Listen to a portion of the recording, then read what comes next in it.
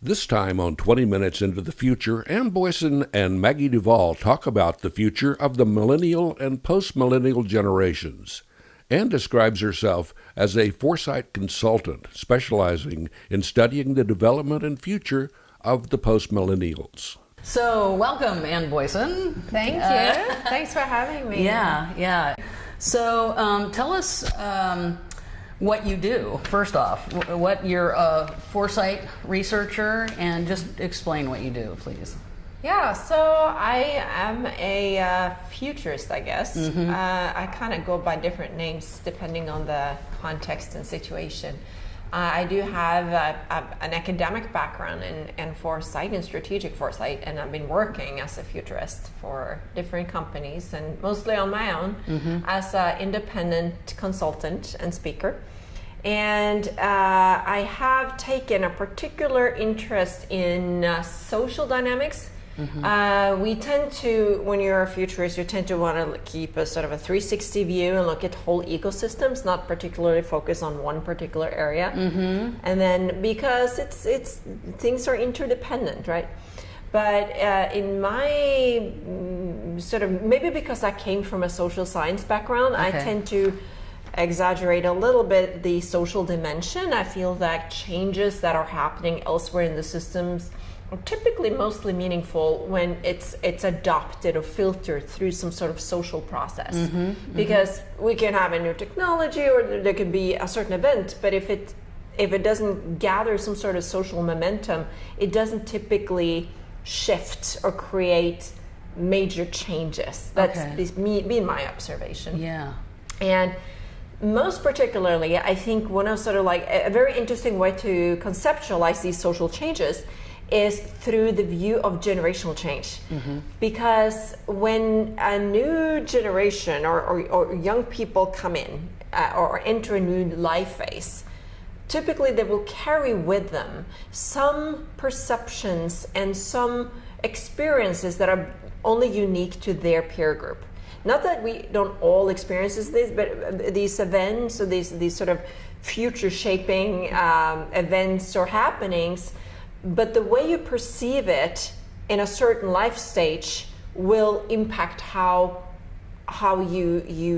that affects you in the future and what you do with that information. So that has been my main interest, and sort of mostly what I've done as a professional. It's been looking into this generational aspect. Okay, and if you would explain a little bit more, because I know that this has come up as a question over and over again.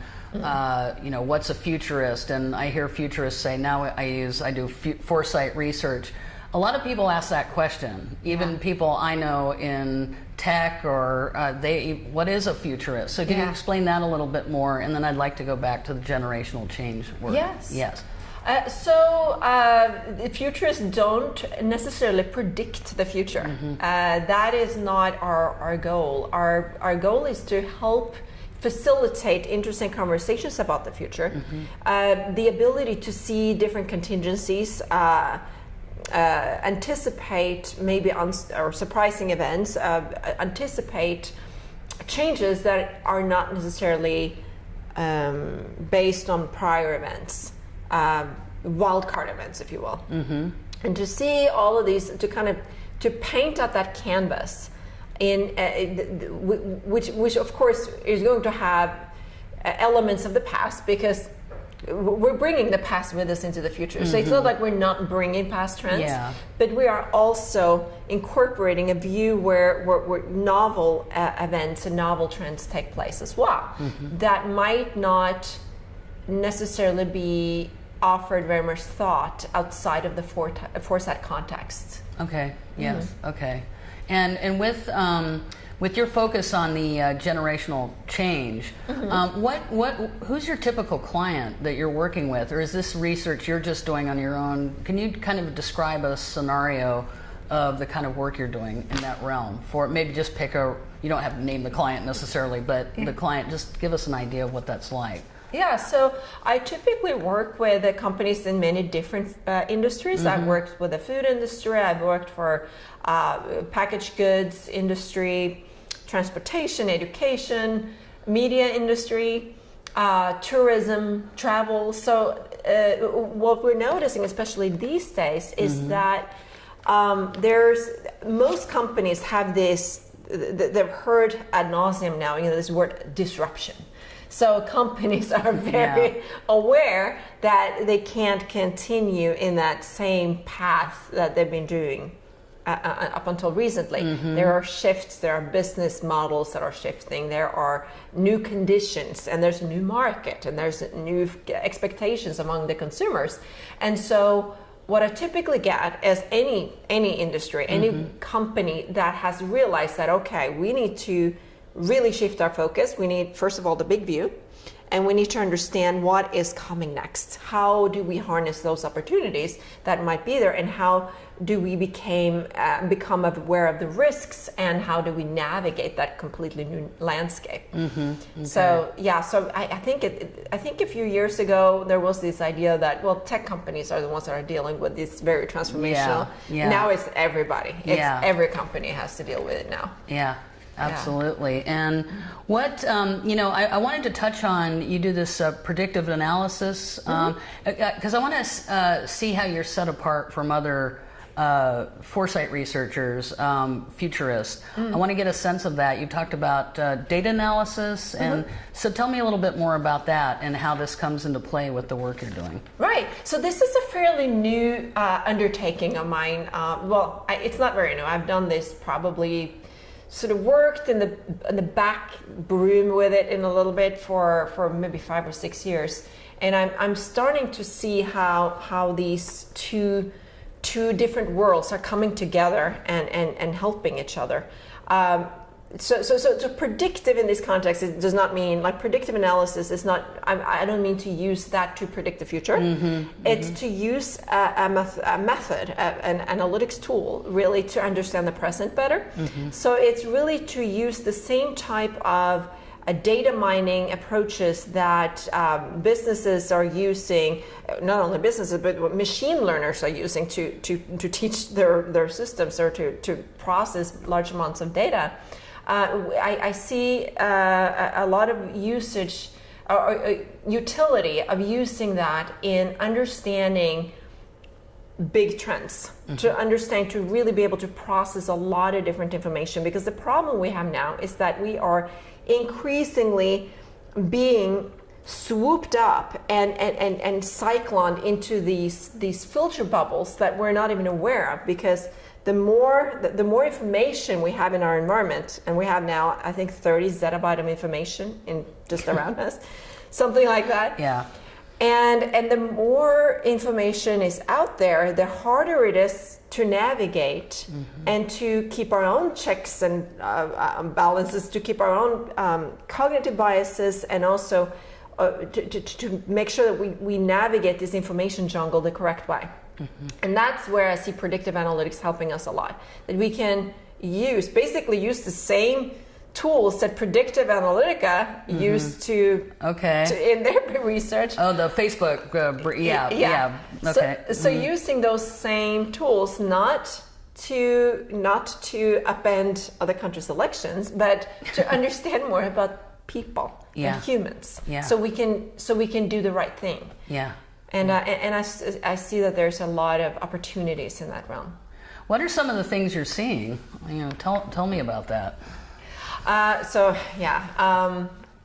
see, for example, so I've done some research into how our young people, that's my main focus, is how young people feel about things. So one area that we looked into was, how do they feel about technological development in general, and more specifically this concept of Internet of Things. Do they have concerns? Are they interested in different, do they have thoughts about privacy, cybersecurity, and things of that matter?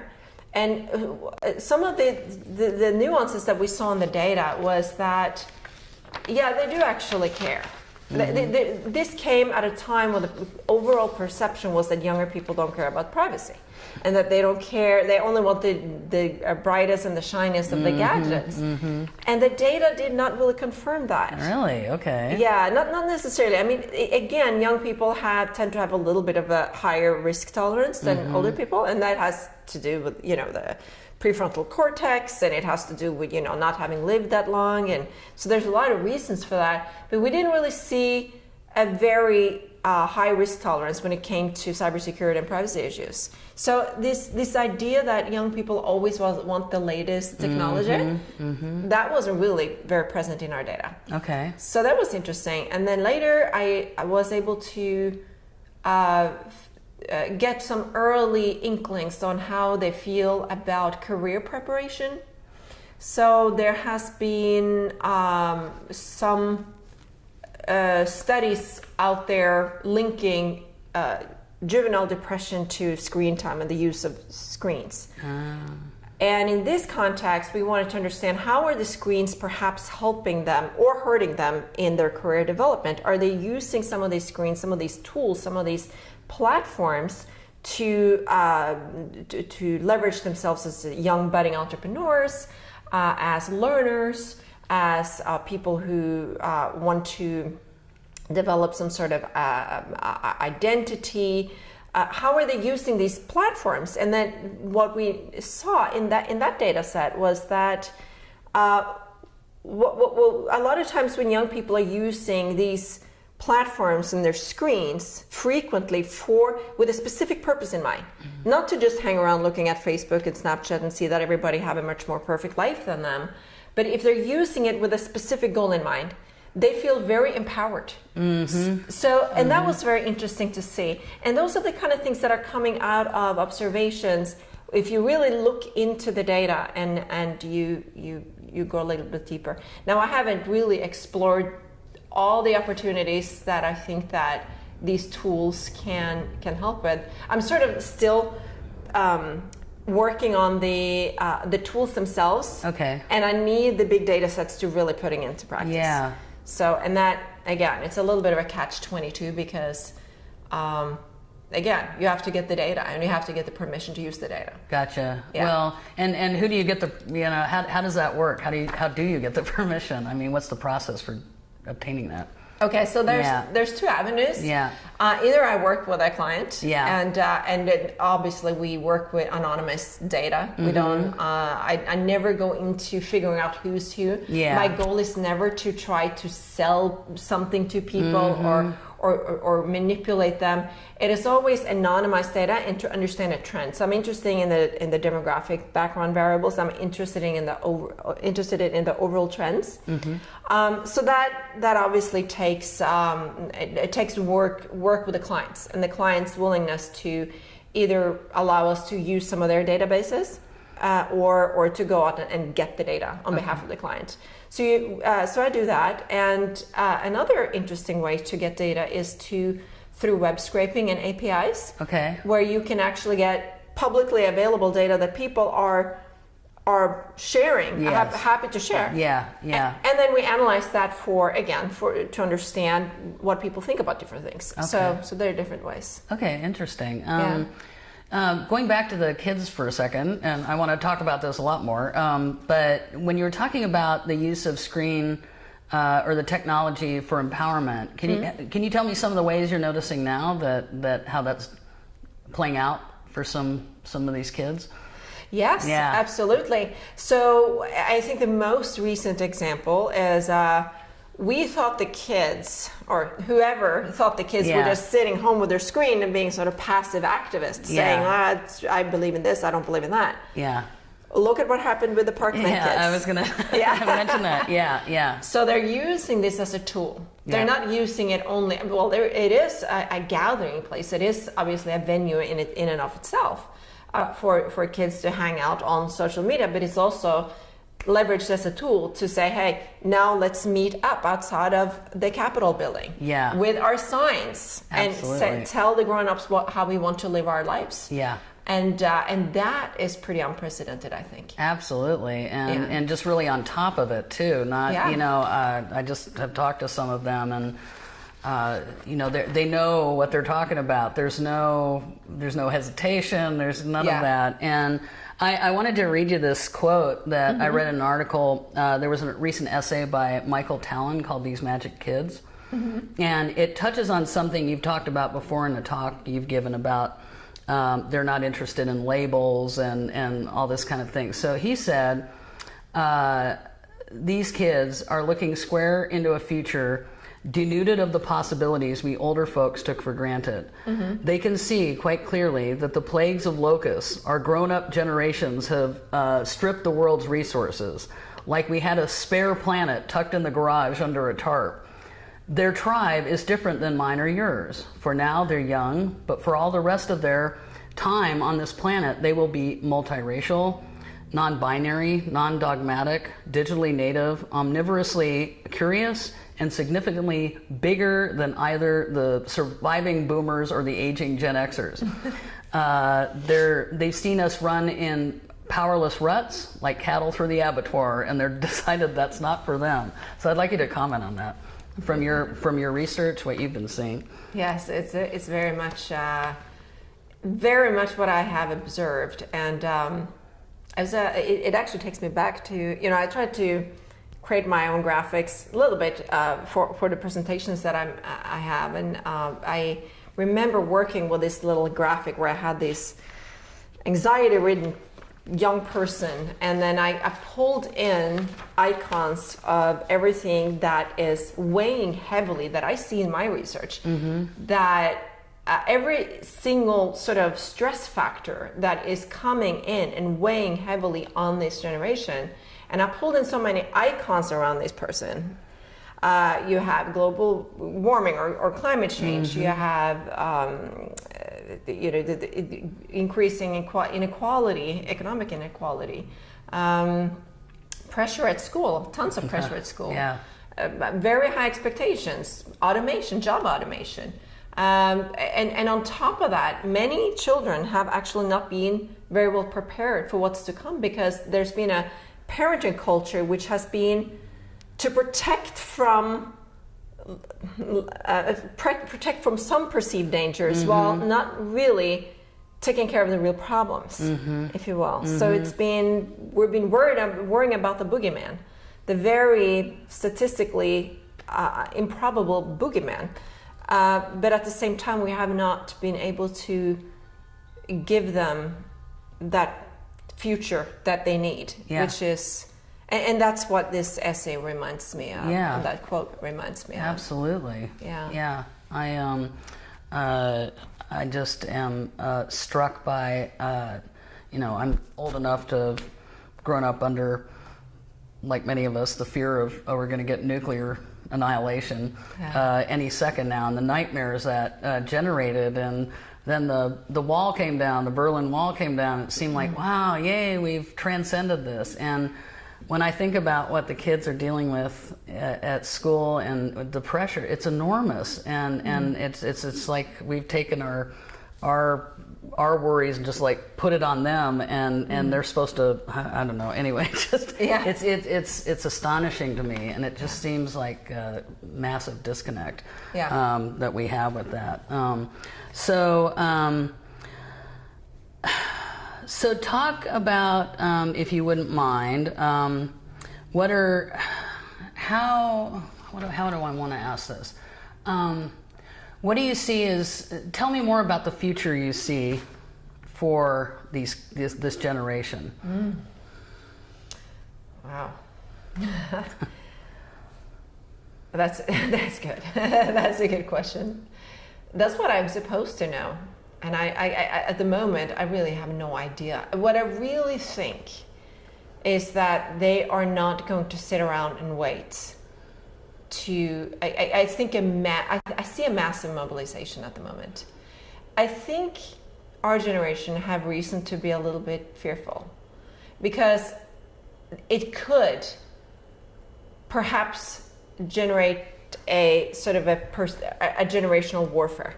That's one thing that I have been, in all of my generational research, or the years that I've been involved in trying to read up as much as possible on generational issues, generational conflicts, etc., there's been one topic that has scared me quite a bit, and that is generational warfare in general, where you have either an older generation berating the younger ones, which we've done, I mean, since antiquity, right? Yeah.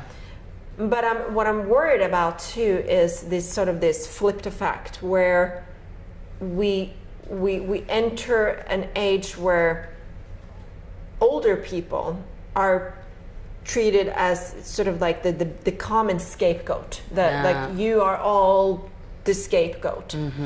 Unfortunately, we've done a really good job in our society of working against isms, working against these sort of this tendency to want to stereotype different tribes. We haven't done that when it comes to age, and that is a problem. And I worry myself senseless about the future of my children. I really do, and I think it's going to be hard.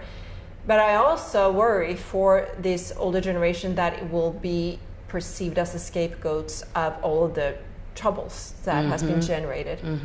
And so I'm hoping that we're going to be able to find a way out of this, or solving some of these issues by not reverting to sort of this tribalism that is so easy, that like in stressed situations people tend to become tribal. And regardless of what type of tribalism, we've seen a lot of the rise of alt-right movement, and we've seen already, we're starting to see that. And I think it is as a response to a pain. There's a pain there, and it's just a very unhealthy way of dealing with that problem. So that's what I'm hoping, that these kids, we need to give them free reins. Yeah. I mean, the way we have tried to solve problems is obviously not working. So we need to let them go. And then we're just going to have to ask for mercy. Yeah. Well, and with the scapegoating, what do you see? I mean, what's, just for grins, what? I don't see any trends. Okay. Just to correct myself there, Yeah. I don't see. I do not see any younger people, now scapegoating. I've seen some op-ed pieces of there's actually a book out that wants to color baby boomers as sociopaths, a generation of sociopaths. And again, that's I can understand the temptation, but it's not helpful. We shouldn't go down that path. And I haven't seen any signs of it, but I'm afraid that would be a logical consequence of this perception that we basically screwed up the world for them. And again, who can you blame? I mean, I can kind of understand if that would be a logical consequence of what's been happening to this world. Yeah. Well, it's kind of interesting because I'm thinking about Gen X, and it seemed then it was just sort of like, okay, we'll just give up. It's the same thing of like, look what you guys did to us. Look what you've done. Look at this world now. Yeah. So it's kind of like, okay, kind of give up and get really depressed, and then this generation, the millennials and the Gen Zs, I guess that's how you, it's more outward focused. That's pretty astonishing. And, And well, with that in mind, with the younger people taking this, expound a little bit more on the desire not to be labeled, and that like, why are you worried about gender, the gender fluidity, all that, it just seems like a huge hallmark of this generation, like they're just throwing all the labels out. So tell me more about that, what you're seeing. Describe these kids for us. Yes, that was actually a very creative way of putting it. They're doing away with labels altogether. Yeah. So they're blurring all of these different distinctions that we have had in our world, and I think it's partly it's probably that young people in general, in every generation, will question categories, and why just hold it up, look at it, like why do I agree with this? Why? And look at it from different angles and decide that, well, maybe that's not so fruitful. But I think this time around it's a little bit more foundational. For one thing, it's the most ethnically diverse generation.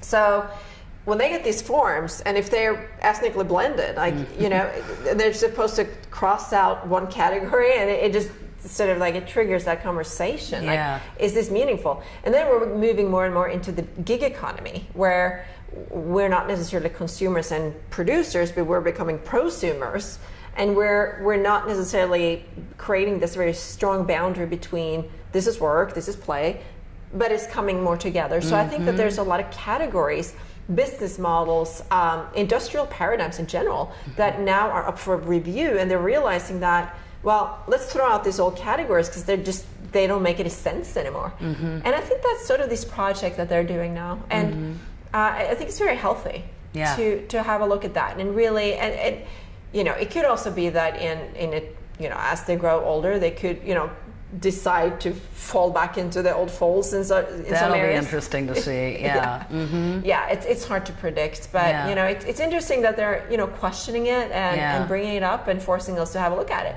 Yeah. There's also a sense of, at least in the young kids I've talked with, especially my daughter, there's this innate sense of fairness, like wanting to cut other people some slack. So I'm wondering how that'll play out with that scapegoating, if they'll go more that way of like, wow, you must be having a hard time, you must be having a hard life for you to think this way and to act this way. Like, what can we do to like, work through that? I'm curious if that might be one of the directions they go, or it just seems more, just like they don't like the labeling themselves to be labeled, like this not wanting to label other people, like look what that's gotten us. So there's some more wisdom there in this. I trust that, and that's what I hope, and I trust that. And I think that would be so healthy if they're able to do it, because they would be able to do what so many generations before them have not been able to do, because in many ways this separation between age group has been something that I'm not really sure why, but it's been an obsession for a very long time. And I think that if they're able to again do away with those labels and crystallize it and look at the granularity of things, and find out what are the real differences, for example, economic economic inequality, which is huge. And I think that there's been a focus lately that older people have more. It used to be the opposite, that younger people had more money, and now older people have more money. And then in some contexts, I've seen that being played out to the old people are grabbing all the money, and the young people don't have anything. And it's not that simple, because there's some truth to it, but it's the scale of income inequality. When we look at it from a completely different, with other variables, it's like it's really, really, long tails. It's not on scale at all. And I think that when we focus too much on other variables, for example, the generational variables, it could become, if that becomes the focus too much, that old people have all the fun and the young people aren't getting anything, I think that could sort of occlude the real differences, which is this very imbalanced trajectory that we're on. And that's kind of scary. But I agree with you. I think that I really do think in my heart that we're going to do away with a lot of labels in general. Because that just the whole idea of, you're talking about the gig economy and all that. One of the things I explored for years was trying to find a way that I hated having to life be so disconnected from family and play, and I wanted work and play and family all to be like, if I can never see my kid, why, where did this come in? So I'm just really curious the way there's a kind of at least in the young people I know, there's way more of a community vibe I'm just curious if you have any thoughts about how our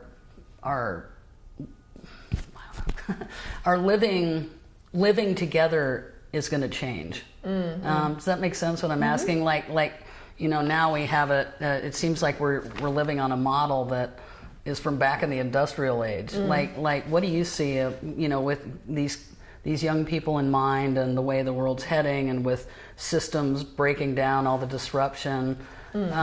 What's something you've maybe pondered on as where we're going as a community?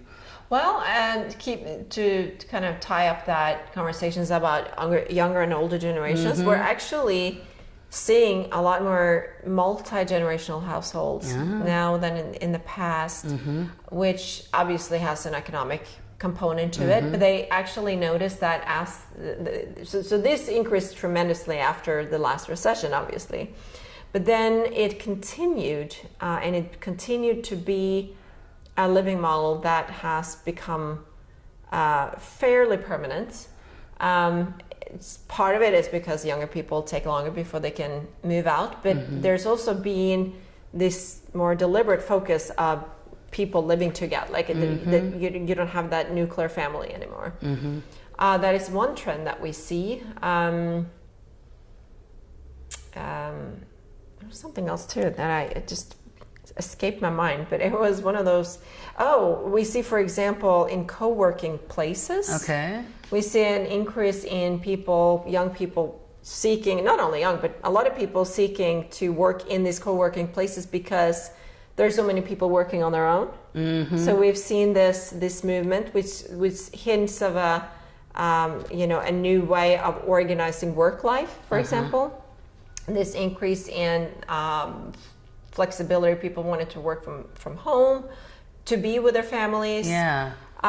I do think it's a persistent trend. It's been a little bit of backlash to that from the business community. There's a lot of businesses now that are demanding that people show up for work, and it's not really supporting some empirical evidence that people are flaking off when they're home, because productivity actually goes up. It does. So it's very strange. It's sort of like, I'm not really sure the motivation there, but I definitely think that there is definitely a pull factor for this gig economy, that you don't want to work for the man, you don't want to be gone for hours on hours. But I also think there's a little bit of a push factor. It's that's what you have. You know, there's a lot of young people who are struggling finding meaningful work that they're not overqualified for. So. Yeah, the meaningful work seems to be a key thing. Not willing to just put up with, you know, the grind of some job. It has to.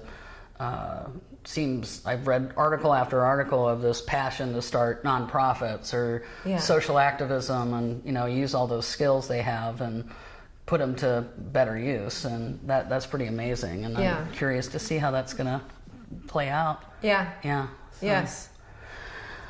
Wonderful.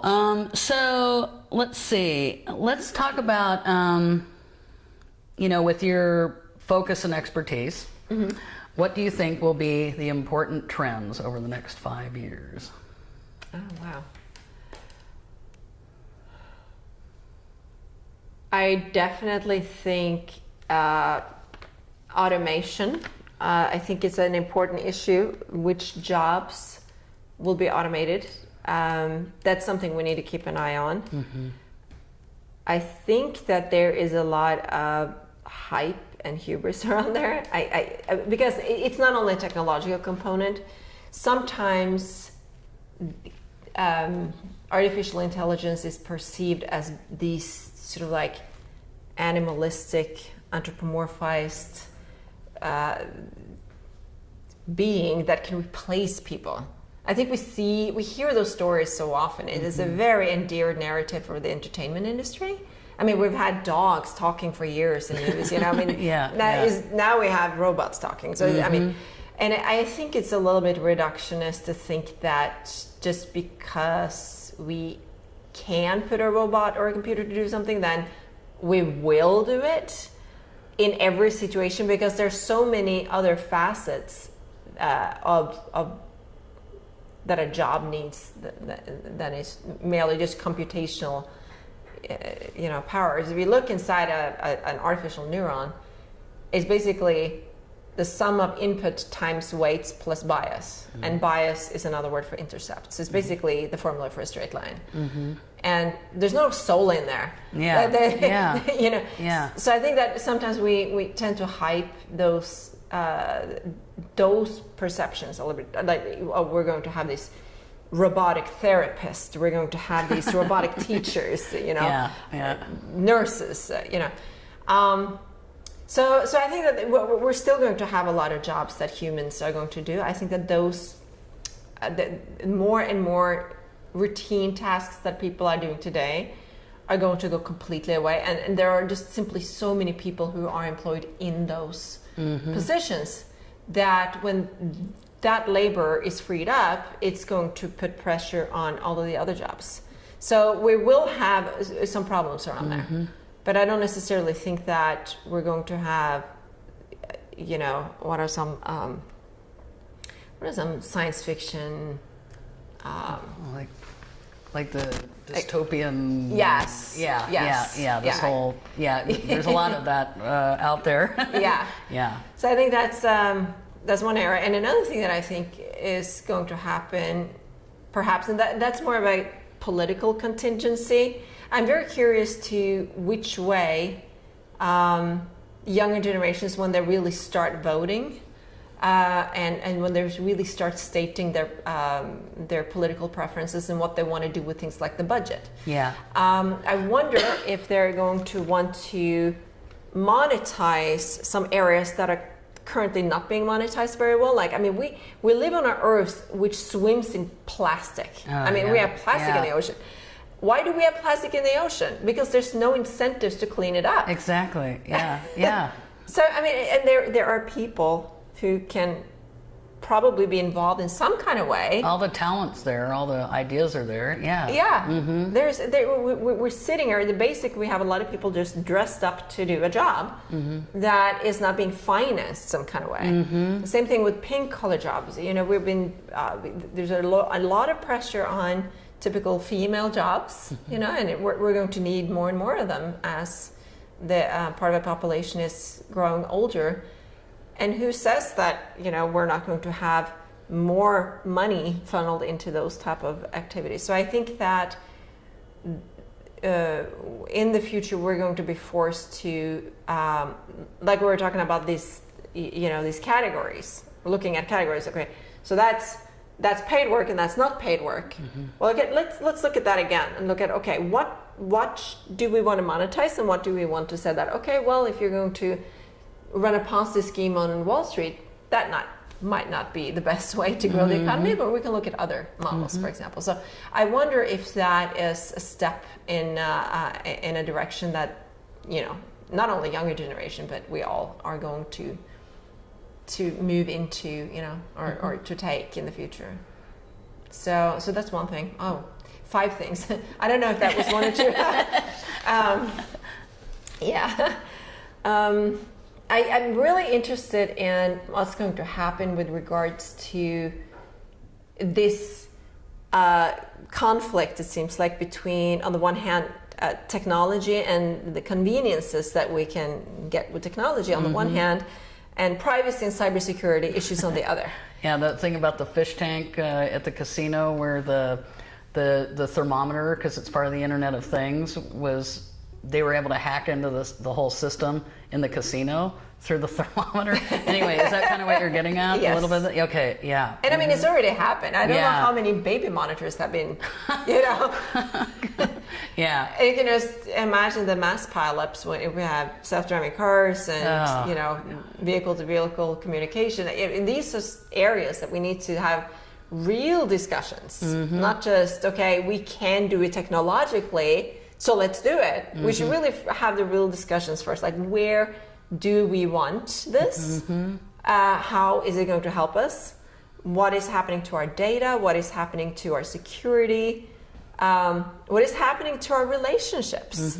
You know, what is technology doing? So I don't know, I kind of feel like this Facebook scandal kind of opened up a cascade of narratives that I think so, because there was a lot more media attention and politicians' attentions to these questions in the aftermath of the Facebook scandal than it was before, than I've seen before. There's been a lot of privacy breaches. There's been a lot of situations where our data has gone astray. Yeah. But this time around, it was suddenly a lot more focus on it. Yeah. So I wonder if that is a signal of a larger sort of awareness that people are becoming more aware. And I think it coincides with this new, I forget what it's called, but it's this new EU legislation, privacy legislation in the EU. Okay. So that will be interesting Yeah. to see where that's going. Excellent. Yeah. Well, I'll let you off the hook if you don't have another one. What we can talk about now, I would love to hear a little bit about just personally your experience as a woman in your field. Like, what's that been like? Is it been an issue? Is it not been an issue? Tell me more. And also, not only a woman in your field, but also a mom in your field. Yeah. Yeah. Well, definitely, it's been one of the reasons that I do what I'm doing now. Because when I first started as a futurist, and I did particularly social trends, that was my main job, or that was what I focused on the most. I also had my children. That was when my children were born. Wow. Okay. And I suddenly sort of embodied this interest in the future. It was so much more than just, this is my degree, I'm going to have a job in it. It was so much more than that. It was really a vested interest in the future, in the, what kind of future are my children going to grow up in? And that's been a very strong motivation for me throughout my career. So definitely that has been a very strong impetus. I haven't had any particularly, so my own gender, like, apart from being a mother, I don't know if I've experienced that. It's hard to say because I haven't been a man. So it's like, who knows? Yeah. I also think that maybe what I don't know, I'm just wildly speculating now, but I think maybe I bring some type of focus into it without saying that is a feminine interest and that is a masculine interest. I'm actually very masculine in very many of my interests, or a traditional masculine interest. So I do think it's important that we have a good representation among women. I think there's, you need that balance, because unfortunately what I do think is a problem is that the futurists that are most often heard, the futurists that are getting most of the attention are typically white males. I mean, we see it there, and especially the ones that are more linked to the technology community. And I think that very often you get this narrative, which is very techno-optimistic, very sort of, if you can build it, then everybody will come and buy it. So, and that's been, I'm certainly not going to say that is the result of being a white male futurist, but I think that narrative has been around quite a bit, and I think that needs some challenge. And it could be, I don't know how much is because I'm a woman really, or how much is because I come from more of the social science type of background, that I have more of sort of the consumer, the market, that type of focus. That interests me a little bit more. So. Well, with your work with you're with the Central Texas World Future Society, right? And has there been any plans to? I think that would be a great conversation to talk about how to weave together these differing viewpoints, and how do we get that out, just to get a more holistic picture of what's coming forward. That would be of great interest to me, just to hear from all different viewpoints, get all these different facets. So I would love to see something like that. So, just dropping that hint. Now I'd like to just ask you, what are you most known for? What would you like to be known for? Or what would you like to be known for? Or maybe what's your legacy you would like to leave? Of course. I mean, it's very much tied to making a better future for the next generation. Yeah. I think that's actually one of the ethical codes in the field, is to make the world better for the next generation, however you want to define better. But obviously there are some common denominators I think everybody can agree to, and so that's definitely my focus. Increasingly it is also to continue to strive to find the truth, because I think that we're living now with the confluence of two sort of separate trends going on. We're moved very far into a state of relativism, which I think is important. There's no absolute truth, and we know that there is really no absolute truth. But at the same time, I feel like this more relativistic viewpoints, we're teetering on the risk of everybody can define truth the way they want. So if I don't feel that truth in my gut, then it's not true. So I want to redefine what my truth is. And I think we moved sort of a little bit too far into there. And that's why I like to bring in more data analysis, because ironically, the very same tools that can be used to find those cognitive biases and play up to them and create filter bubbles, those are the very same tools that we can use to actually find out, okay, where's the data? Where is the empirical data? Where is that story over there that was never heard because nobody decided to beam a light on it? Let's bring that in. And this overexposed thing over here, okay, let's kind of move a little bit away from that. And I think that is something that I'm hoping that we will continue to, we haven't even started really, but actually we're moving in the opposite direction. So I'm hoping that I can help do something in that area. I mean, I don't know how much I can do alone, but that's at least what I aspire to do in my own research, is to have. I'm not always right. Obviously, sometimes I also use data that turns out not to be true. That I think that happens to everybody. But my goal is to base my analysis on research, on well-documented research. That's refreshing. Yeah. Awesome. Well, would you like to? Is there anything you'd like to leave the listeners with? From your work, from your perspective, a message for the future or from the future? Oh wow. You know what? It's so funny. When you put me on the spot, I'm speechless. And then they come to me every single day. Yeah. It's like it's one of those things that come to me every single day. Always question. Always question what you're being told. I mean, just for the heck of it, turn it around, flip it around, look at the backside of it, look at it from another angle. Just look at that. And don't take that for granted, because that's what your kids are doing. That's what my kids are doing, your kids are doing. And that's what we're supposed to do.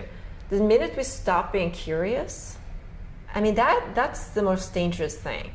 And I think, unfortunately, that's what's happening right now, is that the more we only align ourselves with the people who think like ourselves, the less we're going to understand. We're not going to be able to move forward in a sort of way. So I think that make sure to always integrate some people in your social circles that are a little bit different than yourself, and that think differently, and that even provoke you sometimes.